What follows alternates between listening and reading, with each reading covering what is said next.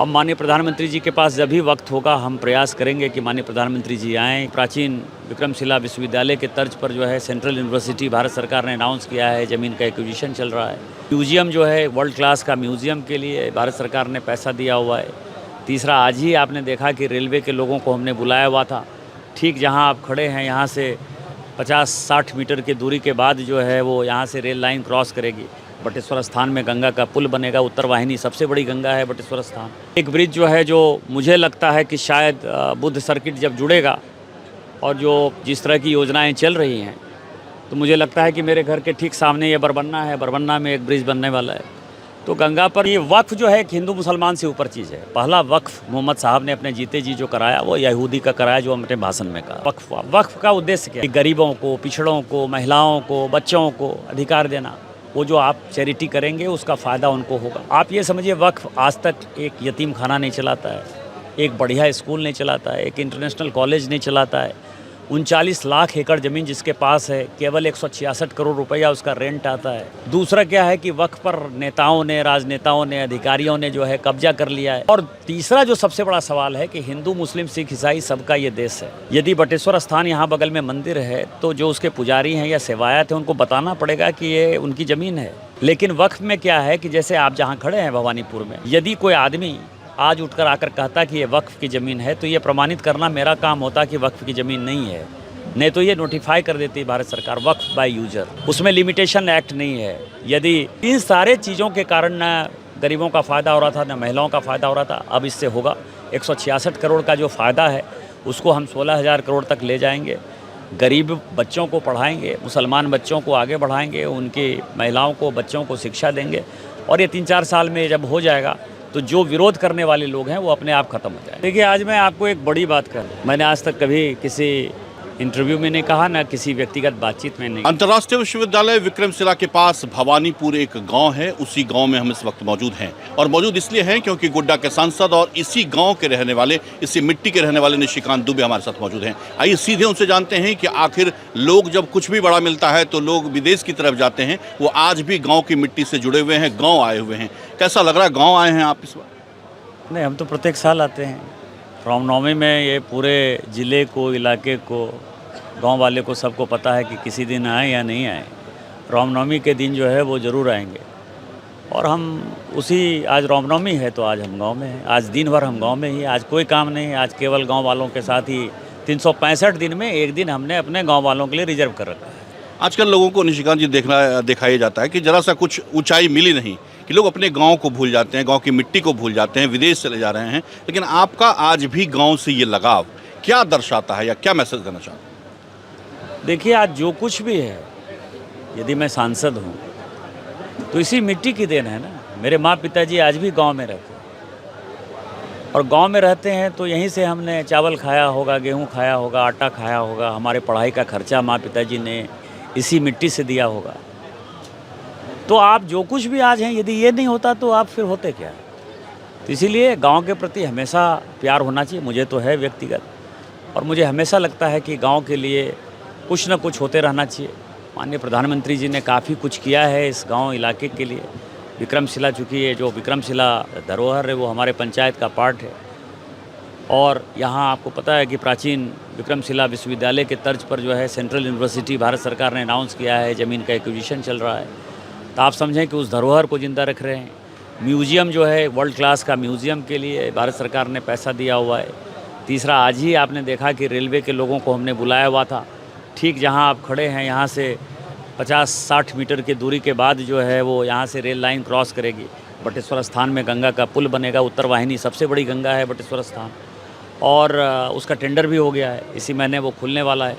तो मुझे लगता है कि गांव से यदि प्यार है और माननीय प्रधानमंत्री जी तक यदि हम अपने गांव की पीड़ा को पहुंचा पाए तो माननीय प्रधानमंत्री जी ने खूब दिया। जिस गांव में चलने के लिए जो है, आप समझें कि मिट्टी के, जब बारिश का समय होता था तो बैलगाड़ी और घोड़ा गाड़ी के अलावा, टमटम के अलावा आपके पास कोई विकल्प नहीं था। पैदल चलने के अलावा विकल्प नहीं था।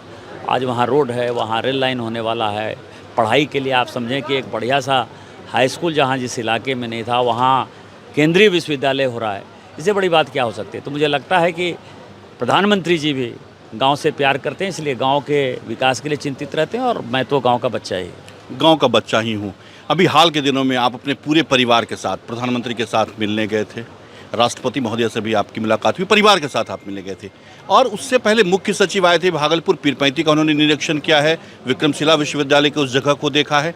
क्या ये माना जाए या समझा जाए कि प्रधानमंत्री जल्द ही यहाँ आने वाले हैं, शिलान्यास करने वाले हैं उन योजनाओं का जिसके पीछे आप पिछले कई वर्षों से लगातार लगे हुए हैं, और इसको लेकर के आपने कोई बड़ी मांग रखी थी प्रधानमंत्री के पास? देखिए, बटेश्वर स्थान का जो गंगा पुल है, रेल मंत्री जी की और मेरी, ये दोनों की इच्छा है कि उसका शिलान्यास माननीय प्रधानमंत्री जी करें। अब माननीय प्रधानमंत्री जी के पास जब भी वक्त होगा हम प्रयास करेंगे कि माननीय प्रधानमंत्री जी आएँ, क्योंकि इतना रिमोट इलाका शायद माननीय प्रधानमंत्री जी ने नहीं किया होगा कि हमने इतना विकास किया। उनको मैं उनकी आंखों से दिखाना चाहता हूं कि उन्होंने जो विकास किया है वो क्या है। दूसरा, जब हम लोग पूरे परिवार मिले थे माननीय प्रधानमंत्री जी से, तो मेरे छोटे भाई ने जो है संतोष ने लगातार पिताजी को रात में आग्रह किया कि हम अब पूरा सौभाग्य है कि हम माननीय प्रधानमंत्री जी से मिलने जा रहे हैं, आप माननीय प्रधानमंत्री जी से कुछ नहीं मांगिएगा, मतलब हम। लेकिन जब मिले माननीय प्रधानमंत्री जी से मेरे पिताजी, तो उन्होंने कुछ नहीं कहा। उन्होंने कहा कि सब कुछ तो ठीक है, लेकिन हमारा गांव जो है वो गंगा के कटाव के किनारे में है, और गांव का गांव हमारी तरफ ये हो रहा है। आपने इतना काम किया है तो आप गंगा कटाव के बारे में सोचिए। तो मतलब आप समझिए कि मैं तो छोड़िए, मेरे पिताजी भी जब उनको मौका मिला प्रधानमंत्री जी से मिलने के लिए, तो उन्होंने समाज की ही चिंता की। तो निश्चित तौर पर माननीय प्रधानमंत्री जी गंगा कटाव भी देखेंगे। तब तक मुझे लगता है कि वो प्रोजेक्ट पास हो गया होगा, विक्रमशिला विश्वविद्यालय का यदि पूरा लैंड एक्विजिशन हो गया होगा, तो ये 2-3 चीज़ें हैं जिसमें माननीय प्रधानमंत्री जी आ सकते हैं। सांसद तो आप गोड्डा के हैं, लेकिन इस भवानीपुर गांव में जहां रेल की लाइनें आप बिछा रहे हैं, ये इतना बड़ा गंगा का पुल कोई सोच भी नहीं सकता निशिकांत जी। हकीकत यही कि लोग कल्पना भी नहीं कर सकते गंगा पर इतना बड़ा पुल बन जाएगा, और यहाँ से वो आपने सच कर दिखाया है। महादेवपुर घाट भी एक है बिहपुर का, जो आप भागलपुर में रहे हैं, आपकी पढ़ाई लिखाई वहीं से हुई है, उसको लेकर के भी कहीं ना कहीं ये मांग उठी, और ऐसा कहा जा रहा है, सब लोग ये बोलते हैं कि जब तक निशिकांत दुबे नहीं चाहेंगे तो महादेवपुर रेल लाइन भी जो है फिर से वो शुरू नहीं हो पाएगा। देखिए, रेल लाइन और गंगा पर पुल, माननीय प्रधानमंत्री जी के पहले क्या था, पटना में ब्रिज था, मोकामा में ब्रिज था, आज आप समझिए कि मुंगेर में ब्रिज हो गया, अभी साहबगंज में ब्रिज बन रहा है, मनिहारी राजमहल की भी बात चल रही है। एक ब्रिज जो है, जो मुझे लगता है कि शायद बुद्ध सर्किट जब जुड़ेगा और जो जिस तरह की योजनाएं चल रही हैं, तो मुझे लगता है कि मेरे घर के ठीक सामने ये बरबन्ना है, बरबन्ना में एक ब्रिज बनने वाला है। तो गंगा पर जो है रोड का बहुत ब्रिज बन चुका है। जहाँ तक रेल ब्रिज का सवाल है, मुंगेर ब्रिज ही बहुत यूजफुल दिखाई नहीं दे रहा है रेलवे को, इस कारण से ये बटेश्वर स्थान का ब्रिज चालू हुआ है। ये 2 ब्रिज में जब कैपेसिटी पूरी हो जाएगी तभी ना महादेवपुर बिहपुर का ब्रिज बन सकता है, या मनिहारी साहबगंज का बन सकता है। हम सभी ब्रिज बनाना चाहते हैं, माननीय मोदी जी सभी ब्रिज बनाना चाहते हैं, लेकिन उसके लिए क्या है कि उसके लिए ट्रैफिक होना चाहिए। तो जिस दिन ट्रैफिक होगा, जब हम लोगों को दुनिया की जो है पहली इकोनॉमी बनना है, अभी हम 5वें पर हैं, 27 में हम 3रे पर पहुंच जाएंगे, 2047 तक हमारा टारगेट है कि हम पहले पर पहुंच जाएंगे। तो जब पहले पर पहुंचेंगे तब बनेगा, तब 10-15 साल जो है उन लोगों को इंतज़ार करना चाहिए। मतलब आपके एजेंडे में है ना वो बिहपुर महादेवपुर भी अब आपकी निगाह? निश्चित तौर पर जहाँ कहीं भी व्यापार होता था पहले, महादेवपुर बिहपुर घाट था, महादेवपुर घाट था, इधर मनिहारी राजमहल घाट था, साहबगंज घाट था, मानिकचक राजमहल घाट है। तो ये जितने हैं, जहाँ तक जाती थी ट्रेनें जाती थी, या जहाँ नाव जाता था, या जहाँ बस जाती थी, वहाँ तक माननीय मोदी जी के एजेंडे में है, लेकिन धीरे धीरे करके बनेगा। धीरे धीरे करेगा। अब आ जाते हैं हवाई अड्डा पर। हवाई अड्डा, आपसे वंदे भारत में हमारी मुलाकात हुई थी, आपने कहा था उस समय ही कि हवाई अड्डा तो बनेगा सुल्तानगंज में ही, लगभग उस पर मुहर ही लग गई है। अब कैसे देखते हैं? देखिए, जैसे ये मेरी पितृभूमि है, मेरी जन्मभूमि देवघर है। मेरे साथ बड़ा ऑड चीज़ है, मैं पैदा हुआ देवघर में, लेकिन जो मेरे माँ पिताजी का जन्म स्थान है, दादाजी का जो मेरा गांव है, जो गर्व के साथ गांव है, वो भवानीपुर है, जहां हम खड़े हैं। और जहां से मुझे संस्कार मिला, यदि मैंने जीवन में कुछ सीखा, पढ़ाई सीखी, लिखाई सीखी, जहां से मैंने मैट्रिक की परीक्षा पास की, तो वो जगह जो है वो जगह सुल्तानगंज है। तो आप ये समझिए कि मेरे लिए चाहे वो देवघर का सवाल हो, चाहे वो भवानीपुर का सवाल हो, चाहे मेरे लिए सुल्तानगंज का सवाल हो, मेरे लिए तो सब बराबर है। मुझे ये लगता था कि सुल्तानगंज के लिए कुछ ना कुछ होना चाहिए, क्योंकि सुल्तानगंज का जो माहौल है उसने मुझे बहुत संस्कार दिया। तो सुल्तानगंज में एयरपोर्ट बन रहा है, मुझे खुशी है। मुझे खुशी है। अब इस पे सवाल लेते हैं, लेकिन भाई के साथ बड़ा ज़बरदस्त तालमेल दोनों भाइयों का है। अभी आपने तुरंत इनको अपने बगल में बिठा लिया, कैसे बड़ी ज़बरदस्त निभ रही है दोनों? निभनी नहीं चाहिए। निभनी चाहिए। कहा जाता है कि दो अंश जो है वो कभी नहीं पचता है। एक को कहते हैं गोत्रंश और एक कहते हैं शिवंश। गोत्रंश मतलब यदि भाई के साथ आपका रिलेशन अच्छा निभता है तो आपका जीवन में सब कुछ निभता रहेगा, और भगवान शिव का यदि आशीर्वाद रहे आपके ऊपर तो फिर दुनिया में कोई कुछ नहीं बिगाड़ सकता है।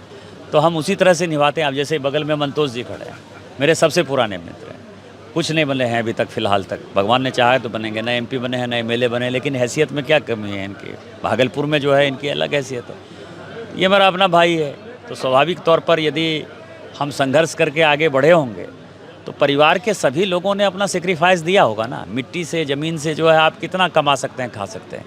यदि मुझे 500-1000 रुपया भी घर वाले भेजते होंगे तो वो इसके हक़ का, मेरे बहनों के हक़ का ही तो काट कर भेजते होंगे ना। तो स्वाभाविक है कि मैं इन लोगों के सहारे ही आगे बढ़ा हूँ। इन लोगों के सारे आप एक लाइन में अगर डिस्क्राइब कीजिएगा अपने भैया को, इतना प्यार। त्रेता युग से आज तक जो चला है, क्या है, रामायण क्या है, भाइयों की कहानी है। महाभारत क्या है, भाइयों की कहानी है। कभी भी विभीषण तो नहीं पूजे गए, पूजे गए क्या? नहीं पूजे गए। लक्ष्मण ही पूजे गए। तो अगर हम सनातनी हैं तो पिताजी के साथ क्या संबंध होना चाहिए, माता के साथ क्या संबंध होना चाहिए, भाई के साथ क्या संबंध होना, यही तो सनातन है। और उस चीज़ को निभाने की कोशिश सबको करना चाहिए। मैं तो आने वाली पीढ़ियों को भी कहता हूँ कि भाई चीज़ निभाएं। इससे ज़्यादा मैं उसी रास्ते पर है ना? बिल्कुल है, बिल्कुल है। अब चले आते हैं सीधे थोड़े से आपके राजनीतिक वक्फ बिल पर भी बोलना होता है, हर किसी मुद्दे पर बोलना होता है। तो प्रधानमंत्री आपको भेज देते हैं और आप जोरदार तरीके से रखते हैं। कईयों की तो आपने सदस्यता भी ले ली, अब उस पर अब लंबी चर्चा बाद में करेंगे, लेकिन वक्फ पे भी आपने ज़बरदस्त और जोरदार भाषण दिया है। आखिर प्रधानमंत्री का इतना विश्वास आप में क्यों है? आप तो कोई मंत्री भी नहीं है, लेकिन अगर कहीं बोलने की बारी आती है तो निशिकांत दुबे उसमें आगे हो जाते हैं, चर्चा की शुरुआत आप कर देते हैं। आखिर क्या कुछ ऐसा प्रधानमंत्री से विशेष आप में देखा है कि आपको इस तरह से मोर्चे पर लगा देते हैं? देखिए, आज मैं आपको एक बड़ी बात कर रहा हूँ।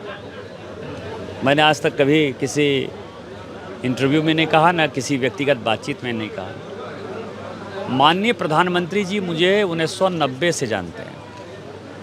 मेरा और माननीय प्रधानमंत्री जी का संबंध, एक दूसरे से जानकारी, परिचय 1990 से है। यही हाल माननीय गृह मंत्री जी के साथ है, उनको भी मैं 90-91 से जानता हूँ। यही हाल माननीय जगत प्रकाश नड्डा जी का है। मैंने जब अभी उनके बेटे के मैं रिसेप्शन में गया था तो मैंने उनके बेटे को उनके सामने कहा कि मैं ऐसा खुशनसीब हूँ कि मैंने नड्डा जी का भी रिसेप्शन अटेंड किया था और मैं तुम्हारा भी रिसेप्शन अटेंड कर रहा हूँ। मतलब पिताजी का भी किया और बेटे का भी किया। तो जब आप 30-35 साल से किसी व्यक्ति के साथ रहते हैं तो वो आपकी अच्छाई को, आपकी बुराई को, आपकी मजबूती के, आपके कमजोरी को सब कुछ जानते हैं। और माननीय प्रधानमंत्री जी ऐसे हैं जिसमें भगवान की बहुत अजीब जो है ताकत उनके अंदर समाई हुई है। भगवान का कूट कूट कर उनको आशीर्वाद है। अब आप समझिए कि हम लोग सभी मिलने के लिए गए, 9 आदमी मिलने के लिए गए, तो उनको पता था कि बिना फ़ोटो देखे हुए कि ये मेरा छोटा भाई है। पहला शुरुआत ही वहीं से किया कि तुम्हारा बाल जो है क्यों ख़त्म है, किसने नोच लिया है। तो आप समझ सकते हैं कि कितने कैजुअल हैं, कितने पारिवारिक हैं। माँ को उन्होंने कहा कि यदि आपकी बात यदि नहीं सुनता है तो आप हमको बोला करिए, आप तो नहीं डांट पाइएगा, मैं डांटता हूँ इसको। तो उस तरह का प्यार है। तो जब 30-35 साल से कोई आदमी आपको जान रहा हो तो ये चीज़ें उसी के आधार पर है। उनको भरोसा है, विश्वास है। कभी कसक होती है निशिकांत जी कि आप इतने लंबे अरसे से MP हैं, मंत्री नहीं है, लेकिन काम तो सबसे ज़्यादा आप ही करा लेते हैं देश भर में? इसीलिए तो कोई कसक नहीं है ना। लोग जानता किसको है? आप कितने मंत्री को जानते हैं फिलहाल के, वर्तमान के और 1952 से मंत्री? लेकिन मैं आपको पूछूं कि मीनू मसानू को जानते हैं, नाथपई को जानते हैं, जॉर्ज फर्नांडिस को जानते हैं, अटल जी को जानते हैं, अडवाणी जी को जानते हैं, सुषमा जी को जानते हैं, प्रमोद महाजन, तो आपको लगेगा कि हाँ जानते हैं, गुरदास दास गुप्ता को जानते हैं, सोमनाथ चटर्जी को जानते हैं, चित्त बसु को जानते हैं। ये सब क्या थे? ये सब पार्लियामेंटेरियन थे। एमपी को सब जानता है, मंत्री को कोई नहीं जानता है। और मुझे लगता है कि पार्टी ने जो मुझे मौका और भरोसा दिया, उसमें से पार्टी ने मुझे एक अजर अमर कर दिया। आज जब भी पार्लियामेंट की चर्चा होगी तो अब कई एक ऐसी चीज़ें हैं कि मेरे बिना चर्चा के वो अधूरी होगी। अब आते विपक्ष का ये कहना है कि जो वक्फ बिल अब पास हो गया है कि जब उनकी सरकार आएगी तो इस वक्फ बिल को वो फाड़ के फेंक देंगे। आप क्या कहेंगे, कैसे देखते हैं आप इस वक्फ बिल को और जो नया ये बिल ये पास हो गया है? एक तो कभी आएंगे नहीं, और यदि आ गए गलती से, क्योंकि ये पॉलिटिक्स है, इसमें बहुत अहंकार भी नहीं होना चाहिए, लेकिन आ गए गलती से तो जिस दिन वो वक्फ बिल को फाड़ देंगे तो अगली सरकार फिर हमारे हाथ पे प्लेटर पर दे देंगे। हम लोग बिना चुनाव प्रचार के जीत जाएंगे। लेकर आ जाए तो 370-35 से ख़त्म कर दें और ये वक्फ को दोबारा लेकर आ जाएं, फिर देखें तमाशा क्या होता है। तमाशा क्या होता है, लेकिन फैक्ट क्या है निशिकांत जी? अगर हमारे मुस्लिम भाइयों को अगर आप बता पाएँ कि उसमें इनका कितना फ़ायदा है, कितना नुकसान है? देखिए क्या है कि वक्फ जो है एक हिंदू मुसलमान से ऊपर चीज़ है। पहला वक्फ मोहम्मद साहब ने अपने जीते जी जो कराया वो यहूदी का कराया, जो अपने भाषण में कहा। तो गैर मुस्लिम से वक्फ हुआ। वक्फ का उद्देश्य क्या है कि गरीबों को, पिछड़ों को, महिलाओं को, बच्चों को अधिकार देना। वो जो आप चैरिटी करेंगे उसका फ़ायदा उनको होगा। आप ये समझिए, वक्फ आज तक एक यतीम खाना नहीं चलाता है, एक बढ़िया स्कूल नहीं चलाता है, एक इंटरनेशनल कॉलेज नहीं चलाता है। 39 लाख एकड़ ज़मीन जिसके पास है, केवल 166 करोड़ रुपया उसका रेंट आता है। दूसरा क्या है कि वक्फ पर नेताओं ने, राजनेताओं ने, अधिकारियों ने जो है कब्जा कर लिया है। और तीसरा जो सबसे बड़ा सवाल है कि हिंदू, मुस्लिम, सिख, ईसाई सबका ये देश है। यदि बटेश्वर स्थान यहाँ बगल में मंदिर है तो जो उसके पुजारी हैं या सेवायत हैं उनको बताना पड़ेगा कि ये उनकी ज़मीन है। लेकिन वक्फ में क्या है कि जैसे आप जहाँ खड़े हैं भवानीपुर में, यदि कोई आदमी आज उठकर आकर कहता कि ये वक्फ की ज़मीन है तो ये प्रमाणित करना मेरा काम होता कि वक्फ की ज़मीन नहीं है। नहीं तो ये नोटिफाई कर देती भारत सरकार, वक्फ बाय यूजर। उसमें लिमिटेशन एक्ट नहीं है। यदि मुग़लों के समय का 500 साल, 600 साल, 700 साल पहले कोई आदमी कहे कि नहीं ये किसी ज़माने में यहाँ ताजिया आता था जी, या किसी जगह हम इबादत करते थे, यहाँ ईदगाह था, तो वो उसको मान लिया जाएगा। लिमिटेशन नहीं था। सभी इस देश के कानून में लिमिटेशन है कि आप 2 साल बाद चैलेंज नहीं कर सकते, 10 साल बाद चैलेंज नहीं कर सकते। हमारे और मान लीजिए कि गोतिया के बीच में कोई डिस्प्यूट है तो उसका भी एक नियम है कि 15 साल के बाद जो है हम चैलेंज नहीं कर सकते।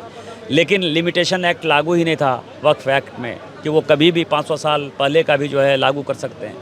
इन सारे चीज़ों के कारण न गरीबों का फ़ायदा हो रहा था, न महिलाओं का फ़ायदा हो रहा था। अब इससे होगा। 166 करोड़ का जो फ़ायदा है उसको हम 16,000 करोड़ तक ले जाएंगे। गरीब बच्चों को पढ़ाएंगे, मुसलमान बच्चों को आगे बढ़ाएंगे, उनकी महिलाओं को, बच्चों को शिक्षा देंगे। और ये 3-4 साल में जब हो जाएगा तो जो विरोध करने वाले लोग हैं वो अपने आप ख़त्म हो जाएंगे। विरोध करने वाले लोग खत्म। जब चलते चलते आखिर में ये साल चुनावी है, बिहार के लिए बहुत महत्वपूर्ण, गृह मंत्री और प्रधानमंत्री के लिए भी बहुत अहम है, क्योंकि बीजेपी की बहुत बड़ी अग्नि परीक्षा है। निशिकांत जी, झोंकेंगे तो आपको भी इस हवन में बीजेपी।